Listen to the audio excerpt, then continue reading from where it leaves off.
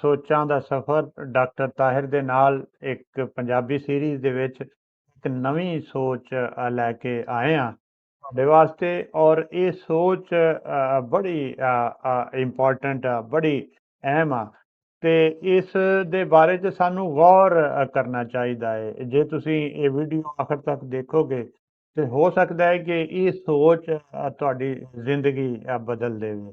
ਲਿਹਾਜ਼ਾ video ਨੂੰ ਆਖਰ ਤੱਕ ਤੁਸੀਂ ਦੇਖਣਾ ਹੈ ਔਰ ਇਸ ਸੋਚ ਦੇ ਬਾਰੇ 'ਚ ਜ਼ਰੂਰ ਖਿਆਲ ਕਰਨਾ ਹੈ ਕਿ ਇਹ ਸੋਚ ਕੀ ਹੈ। ਇਹ ਸੋਚ ਅੱਜ ਦੀ ਕੁਝ ਇਸ ਤਰ੍ਹਾਂ ਹੈ ਕਿ ਸਾਨੂੰ ਅੱਲਾ ਨੇ ਹੁਕਮ ਦਿੱਤਾ ਹੈ ਕਿ ਤੁਸੀਂ ਨਮਾਜ਼ ਕਾਇਮ ਕਰੋ। ਅਤੇ ਨਮਾਜ਼ ਕਾਇਮ ਕਰਨ ਦਾ ਕੀ ਮਤਲਬ ਹੈ ਤੇ ਨਮਾਜ਼ ਪੜ੍ਹਨ ਦਾ ਕੀ ਮਤਲਬ ਹੈ। ਅੱਜ ਅਸੀਂ ਇਸ ਸੋਚ ਨੂੰ ਲੈ ਕੇ ਆਏ ਹਾਂ ਤੇ ਇਹ ਨਮਾਜ਼ ਕਾਇਮ ਕਰਨਾ ਕੀ ਚੀਜ਼ ਹੈ, ਯਾਨੀ ਕਾਇਮ ਕਰਨਾ ਨਮਾਜ਼ ਇਹ ਕਿਹੜੀ ਸ਼ੈ। ਤੇ ਅਸੀਂ ਜਿਹੜੀ ਕੋਈ ਨਮਾਜ਼ ਪੜ੍ਹਦੇ ਹਾਂ, ਸਾਡੇ ਚੋਂ ਬਹੁਤ ਸਾਰੇ ਲੋਕ ਸਿਰਫ ਨਮਾਜ਼ ਪੜ੍ਹਦੇ ਨੇ ਔਰ ਕਾਇਮ ਨਹੀਂ ਕਰਦੇ। ਤੇ ਕਿਸ ਤਰ੍ਹਾਂ ਅਸੀਂ ਨਮਾਜ਼ ਨੂੰ ਕਾਇਮ ਕਰ ਸਕਦੇ ਹਾਂ। ਨਮਾਜ਼ ਅੱਲਾ ਦੀ ਇੱਕ ਇਬਾਦਤ ਹੈ ਔਰ ਬਹੁਤ ਬੜੀ ਇਬਾਦਤ ਹੈ ਔਰ ਅੱਲਾ ਨੂੰ ਬਹੁਤ ਪਸੰਦ ਹੈ ਕਿ ਅਸੀਂ ਨਮਾਜ਼ ਕਾਇਮ ਕਰੀਏ। 5 ਟਾਈਮ ਅੱਲਾ ਨੇ ਸਾਨੂੰ ਕਿਹਾ ਹੈ ਕਿ ਤੁਸੀਂ ਮੇਰੇ ਦਰਬਾਰ ਵਿੱਚ ਹਾਜ਼ਰ ਹੋਣਾ ਹੈ ਤੇ ਇਹ ਇਹਨੂੰ ਆ ਕੇ ਇਹਨੂੰ ਕਾਇਮ ਕਰਨਾ ਹੈ। ਤੇ ਅਸੀਂ ਸਾਡੇ ਚੋਂ ਅਕਸਰ ਬੰਦੇ ਅਸੀਂ ਨਮਾਜ਼ ਪੜ੍ਹਦੇ ਹਾਂ ਪਰ ਅਸੀਂ ਕਾਇਮ ਨਹੀਂ ਕਰਦੇ। ਤੇ ਅੱਜ ਦੀ ਇਸ ਵੀਡੀਓ ਦੇ ਵਿੱਚ ਅਸੀਂ ਇਹ ਨਤਾਰਾ ਕਰਨਾ ਹੈ ਕਿ ਅਸੀਂ ਕਿਵੇਂ ਨਮਾਜ਼ ਨੂੰ ਕਾਇਮ ਕਰ ਸਕਦੇ ਹਾਂ। ਜੈਸੇ ਕਿ ਕਾਇਮ ਇਹ ਘਰ ਸਾਡਾ ਕਾਇਮ ਹੈ, ਸਾਡਾ ਇਰਾਦਾ ਕਾਇਮ ਹੈ, ਸਾਡੀਆਂ ਸੋਚਾਂ ਕਾਇਮ ਨੇ। ਅਤੇ ਇਹ ਨਮਾਜ਼ ਕਿਸ ਤਰ੍ਹਾਂ ਕਾਇਮ ਹੋਏਗੀ, ਕਿਸ ਤਰ੍ਹਾਂ ਅਸੀਂ ਕਹਿ ਸਕਦੇ ਹਾਂ ਕਿ ਸਾਡੀ ਨਮਾਜ਼ ਜਿਹੜੀ ਹੈ ਉਹ ਕਾਇਮ ਹੈ। ਨਮਾਜ਼ ਤੇ ਅਸੀਂ ਅਗਰ ਗੌਰ ਕਰੀਏ ਤੇ ਸਾਨੂੰ ਪਤਾ ਲੱਗਦਾ ਹੈ ਕਿ ਅਸੀਂ ਸ਼ੁਰੂ ਦੇ ਵਿੱਚ ਸਨਾ ਤੋਂ ਸ਼ੁਰੂ ਕਰਨੇ ਆ। ਯਾਨੀ ਅਸੀਂ ਅੱਲਾ ਦੀ ਹਮਦ ਬਿਆਨ ਕਰਦੇ ਹਾਂ। ਅੱਲਾ ਦੀ ਹਮਦ ਕਿਸ ਤਰ੍ਹਾਂ ਅਸੀਂ ਬਿਆਨ ਕਰਦੇ ਹਾਂ, ਯਾਨੀ ਕਿ ਸਭ ਤੋਂ ਪਹਿਲਾਂ ਅਸੀਂ ਇਹ ਕਹਿੰਦੇ ਹਾਂ ਕਿ ਸੁਬਹਾਨਕ ਅੱਲਾ ਹੁम्मा वाबे हमदे का वाता बारह कस्मों का वाता आला जद्दों का वला इलाहा गैर। तू तेरी तू ही पाक है, तेरी ਜ਼ਾਤ ਹੀ ਪਾਕ ਹੈ, ਤੇਰੀ ਹੀ ਤਾਰੀਫ ਹੈ। ਹਮਦੇ ਕਾ ਅਸੀਂ ਤੇਰੀ ਹੀ ਤਾਰੀਫ ਕਰਨੇ ਆ, ਤੇਰੀ ਹੀ ਹਮਦ ਬਿਆਨ ਕਰਨੇ ਆ। ਵਾਤਾ ਬਾਰਾ ਕਸਮੋਂ ਕਾ तेरा ही नाम बुलंद है, वाताला जद्दों का और तू ही बुजुर्गी ते कायम है। वला इलाहा गैरुक और तेरे सिवा कोई महबूद नहीं। इन्ना कलमात देखिए किन्ने खूबसूरत ये कलमात ने। ਇਹ ਕਿੰਨਾ ਅੱਲਾ ਦੇ ਕਰੀਬ ਕਰ ਦਿੰਦਾ ਹੈ ਕਿ ਐ ਅੱਲਾ ਮੈਂ ਤੇਰੀ ਹਮਦ ਬਿਆਨ ਕਰਦਾ, ਤੇਰਾ ਹੀ ਨਾਮ ਲੈਣਾ ਔਰ ਤੂੰ ਹੀ ਬਜ਼ੁਰਗ ਹੈ ਔਰ ਤੂੰ ਹੀ ਤੇਰੇ ਇਲਾਵਾ ਕੋਈ ਮੇਰਾ ਮਹਿਬੂਦ ਨਹੀਂ, ਮੈਂ ਕਿਸੇ ਨੂੰ ਬਜ਼ੁਰਗ ਨਹੀਂ ਮੰਨਦਾ। ਹੁਣ ਉਸ ਤੋਂ ਬਾਅਦ ਫਿਰ ਤਸਮੀਆਂ ਸ਼ੁਰੂ ਹੁੰਦਾ ਹੈ ਤੇ ਸੂਰਾ ਫਾਤਿਹਾ ਸ਼ੁਰੂ ਹੁੰਦੀ ਹੈ। ਸੂਰਾ ਫਾਤਿਹਾ ਦੇ ਵਿੱਚ ਫਿਰ ਅਲਹਮਦੁਲਿਲਾਹ ਰੱਬਿਲ ਆਲਮੀਨ, ਯਾਨੀ ਕਿ ਤੂੰ ਹੀ ਰੱਬ ਹੈ। ਇਹ ਅਕੀਦਾ ਸਭ ਤੋਂ ਪਹਿਲਾਂ ਕਿ ਮੇਰੇ ਖਾਣ ਪੀਣ ਦਾ, ਮੇਰੇ ਪਹਿਨਣ ਦਾ, ਮੇਰੀ ਸਾਰੀ ਜ਼ਿੰਦਗੀ ਦੇ ਜਿੰਨੇ ਵੀ ਲਵਾਜ਼ਮਾਤ ਨੇ ਉਹ ਤੂੰ ਹੀ ਮੈਨੂੰ ਦੇ ਸਕਣਾ ਹੈ, ਮੈਨੂੰ ਹੋਰ ਕੋਈ ਨਹੀਂ ਦੇ ਸਕਦਾ। ਅਰ ਰਹਿਮਾਨ ਰਹੀਮ, ਅਰ रहमान रहीम का मतलब है कि तू ਮੰਗਿਆ ਵੀ ਦੇਣਾ ਹੈ ਤੇ ਬਗੈਰ ਮੰਗਿਆ ਵੀ ਦੇਣਾ ਹੈ। ਯਾਨੀ ਜਦੋਂ ਮੈਂ ਤੇਰੇ ਅੱਗੇ ਹੱਥ ਫੈਲਾਣਾ ਤੇ ਤੂੰ ਮੈਨੂੰ ਉਦੋਂ ਵੀ ਦੇਣਾ ਹੈ ਤੇ ਜਦੋਂ ਮੈਂ ਤੇਰੇ ਅੱਗੇ ਹੱਥ ਨਹੀਂ ਫੈਲਾਉਂਦਾ ਤੇ ਮੈਨੂੰ ਪਤਾ ਨਹੀਂ ਹੁੰਦਾ ਕਿ ਹੱਥ ਕਿਵੇਂ ਫੈਲਾਉਣਾ ਹੈ ਤੇ ਤੂੰ ਉਦੋਂ ਵੀ ਮੇਰੇ ਤੇ ਅਨਾਇਤ ਤੂੰ ही करना है। अब मालिक यौमिद्दीन, फिर ये एक दिन आएगा जिस दिन हिसाब किताब होगा। अब वो अल्लाह हमसे हमारे इन अमाल के ਇਹ ਜਿਹੜਾ ਕੁਛ ਅਸੀਂ ਇਹ ਕਰਦੇ ਹਾਂ ਇਹਨਾਂ ਦੇ ਬਾਰੇ ਚ ਪੁੱਛਿਆ ਜਾਵੇਗਾ ਕਿ ਤੁਸੀਂ ਕੀ ਕੀਤਾ। ਇੰਝ ਹੀ ਕਰ ਲਓ।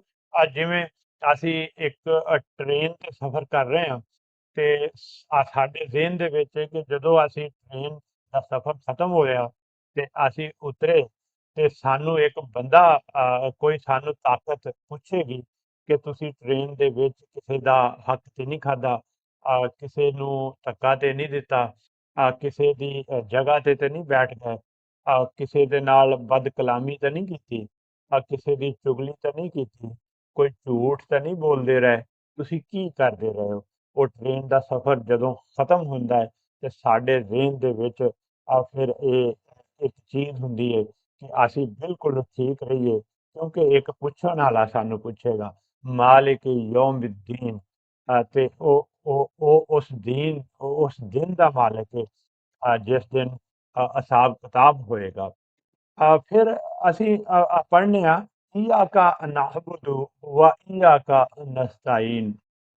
ਅਸੀਂ ਤੇਰੀ ਹੀ ਇਬਾਦਤ ਕਰਨੇ ਆ ਔਰ ਤੇਰੇ ਤੋਂ ਹੀ ਮਦਦ ਮੰਗਦੇ ਆ।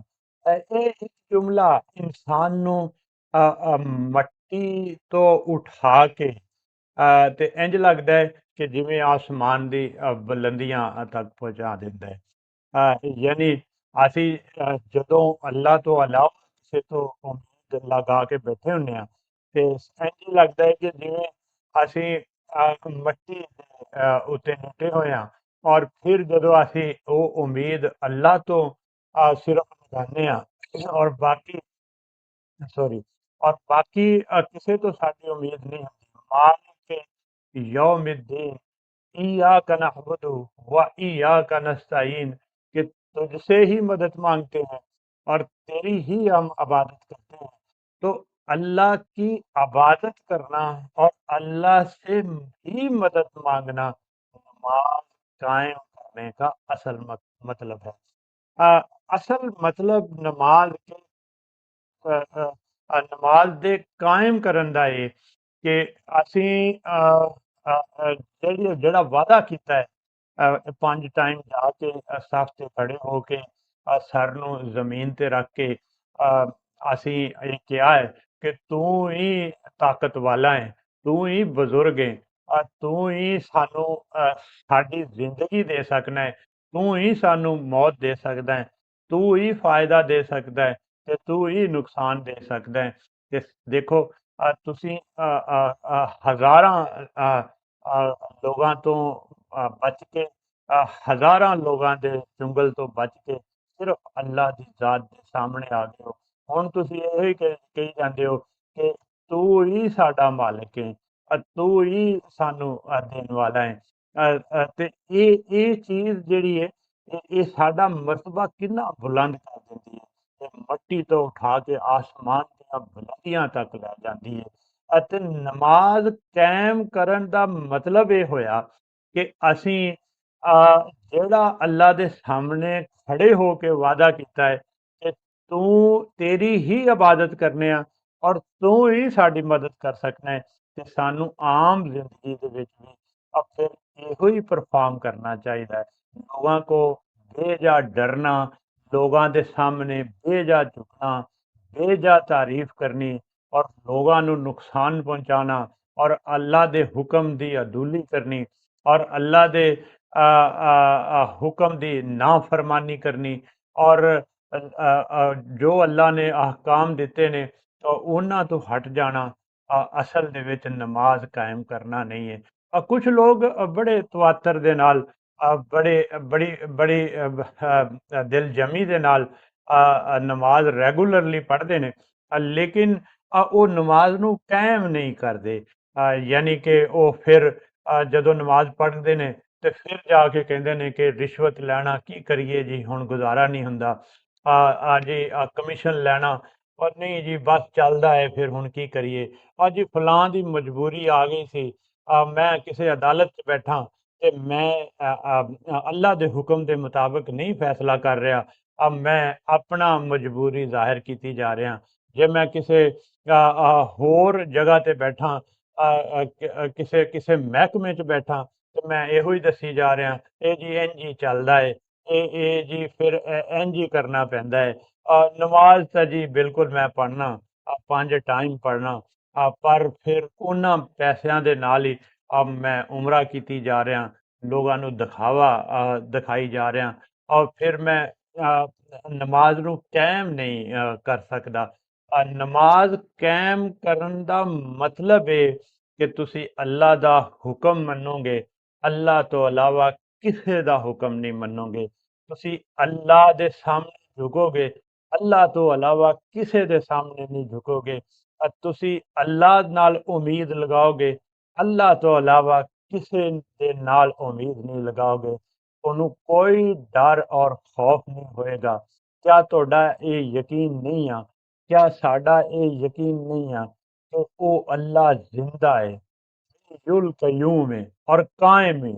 ਉਹ ਜ਼ਿੰਦਾ ਵੀ ਹੈ, ਉਹ ਕਾਇਮ ਵੀ ਹੈ, ਉਹ ਸੁਣਦਾ ਵੀ ਹੈ, ਉਹ ਵੇਖਦਾ ਵੀ ਹੈ, ਔਰ ਉਹ ਸਾਰੀਆਂ ਚੀਜ਼ਾਂ ਕਰਨ ਤੇ ਕਾਦਰ ਵੀ ਹੈ। ਤੇ ਫਿਰ ਸਾਨੂੰ ਚਾਹੀਦਾ ਹੈ ਕਿ ਅਸੀਂ ਨਮਾਜ਼ ਨੂੰ ਕਾਇਮ ਕਰੀਏ, ਇਸ ਕਾਇਮ ਨਮਾਜ਼ ਕਰਕੇ ਤੇ ਅਸੀਂ ਸਹੀ ਹੱਕ ਅਦਾ ਕਰੀਏ ਮੁਸਲਮਾਨ ਹੋਣ ਦਾ। ਜੇ ਅਸੀਂ ਮੁਸਲਮਾਨ ਹੁੰਦਿਆਂ ਹੋਇਆਂ ਨਮਾਜ਼ ਕਾਇਮ ਨਹੀਂ ਕਰਦੇ ਤੇ ਨਮਾਜ਼ ਪੜ੍ਹਨ ਦਾ ਫਿਰ ਕੋਈ ਖਾਸ ਫਾਇਦਾ ਨਜ਼ਰ ਨਹੀਂ ਆਉਂਦਾ ਪਿਆ।